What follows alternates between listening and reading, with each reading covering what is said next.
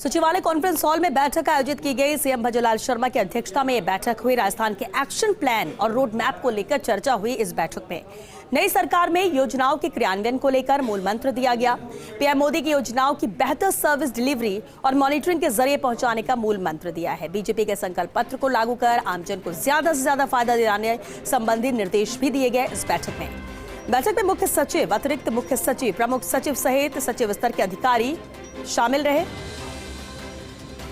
हालांकि बैठक खत्म हो गई है। मुख्यमंत्री भजनलाल शर्मा भी सचिवालय से रवाना हो चुके हैं। लेकिन चलिए सीधे रुख करते हैं, वरिष्ठ सहयोगी डॉक्टर ऋतुराज शर्मा हमारे साथ जुड़ गए हैं। ऋतुराज जी, बेहद अहम है जो सचिवालय में बैठक हुई, लेकिन समझना आपसे चाहेंगे इस बैठक में कौन से वो अहम मुद्दे रहे जिसे लेकर चर्चा की गई, किस तरह से आम जन को राहत मिल सके, योजनाएं क्रियान्वित हो सके, उस पर क्या निर्देश दिए गए?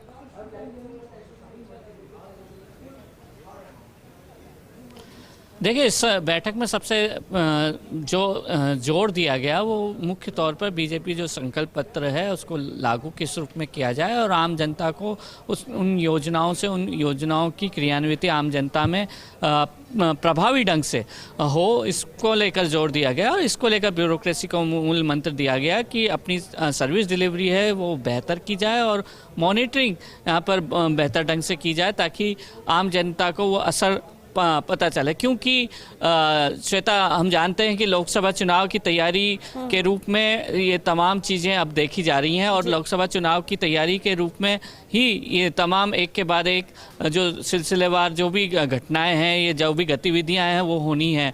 तो उस सिलसिले में अगर बात करें तो सरकार किस रूप में एक्टिव अपने को दिखा रही है कि वो ब्यूरोक्रेसी को एक मूल मंत्र दिया है। इसी वजह से कि अपने आप को कि भाई सरकार अब बदल चुकी है, सरकार में नया शासन आ गया, नया शासन किस रूप में आगे बढ़ेगा इसकी जानकारी दी गई है। तो इसे लेकर काफ़ी बात यहाँ पर कही गई और ब्यूरोक्रेसी की एक नई शक्ल भी यहाँ पर सामने आ सकती। कुछ दिनों में हम देख सकते हैं, कुछ थोड़े से दिनों में नई शक्ल आ सकती है, क्योंकि 31 दिसंबर सीएस का भी कार्यकाल समाप्त हो रहा है। बहरहाल अगर इस बैठक की बात करें तो तमाम अधिकारियों को एक ही बात यहाँ पर कही गई है कि तमाम अधिकारी एकजुट होकर इस जो योजनाएं हैं, तमाम जो संकल्प हैं बीजेपी के, जिसके कारण सरकार जिस वादे पर अस्तित्व में आई है, चाहे वो जो सिलेंडर का वादा हो, 450 रुपये सिलेंडर का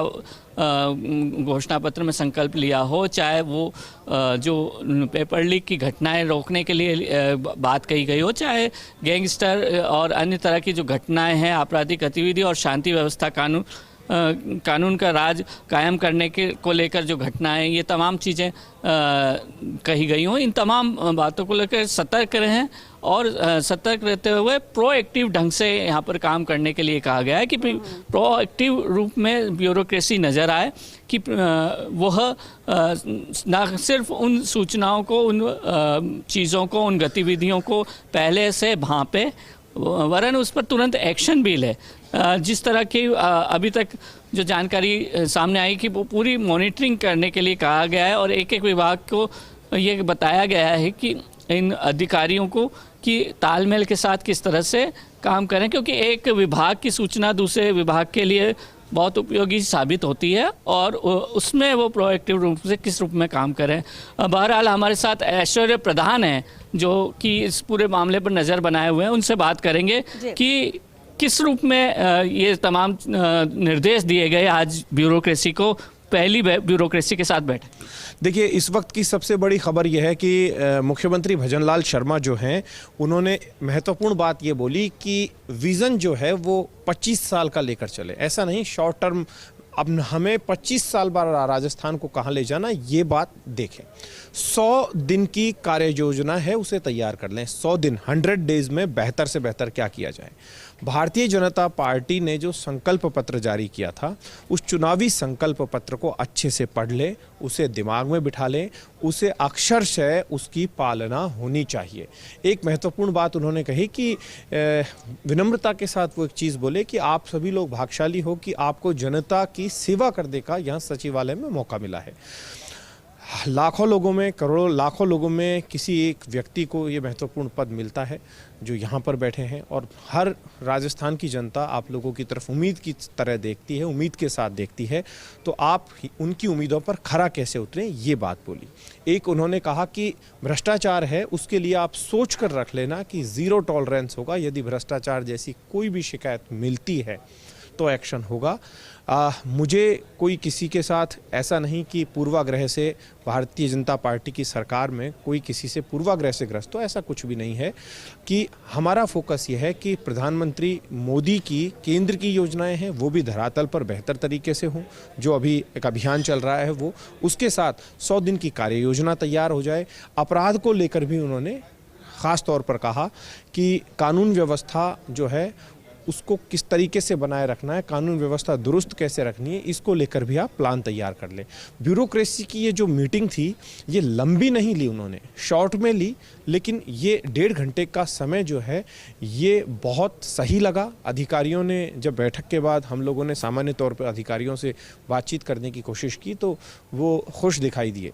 तो अब महत्वपूर्ण चीज़ यही होगी कि मुख्यमंत्री भजनलाल शर्मा आगामी दिनों में, क्योंकि अभी वो अच्छे से जानते हैं कि नए मंत्री बनने हैं, मंत्री जब बनेंगे तो मंत्रियों को भी टास्क दिया जाएगा उनके द्वारा।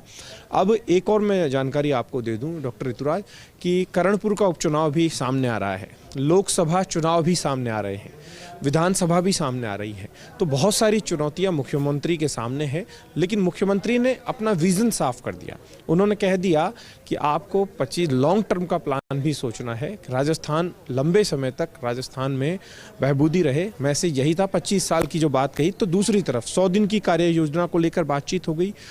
चुनावी घोषणा पत्र को अच्छे से पढ़ लें, उसे लागू किया जाना है। जो भी संकल्प पत्र भारतीय जनता पार्टी का था उसे अच्छे से ध्यान में रखें कि जो भारतीय जनता पार्टी ने वादे किए थे उन वादों पर खरा उतरना है। इस बैठक में ये रहा और सामान्य परिचय बातचीत इस तरीके से चली और ये बैठक महत्वपूर्ण थी। अब देखना ये होगा कि आगामी दिनों में क्या और बेहतरीन हो सकता है।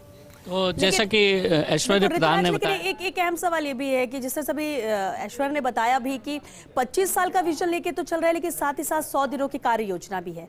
100 दिन की कार्य योजना यानी मान सकते हैं कि इसके आसपास ही लोकसभा चुनाव के लिए आचार संहिता भी लग जाएगी। ऐसे में ये 100 दिन बहुत महत्वपूर्ण है। अब आज जो बैठक हुई है और उसमें जो चर्चा हुई है उसका रिफ्लेक्शन कब से नजर आने लगेगा, क्योंकि जो तय हो रहा है उसे इंप्लीमेंट भी करना है, उस पर काम भी करना है। और इतने 5 साल की जब हम बात करते हैं सरकार बनने के बाद, तो उसमें जो शुरुआती महीने होते हैं वो भी बहुत महत्वपूर्ण होते हैं और सबकी नजरें रहती है कि किस तरह का एक्शन हो रहा है, क्या काम हो रहा है। तो ऐसे में क्या माने इस बैठक में जो निर्देशित किया गया है उसका रिफ्लेक्शन कब तक नजर आने लगेगा?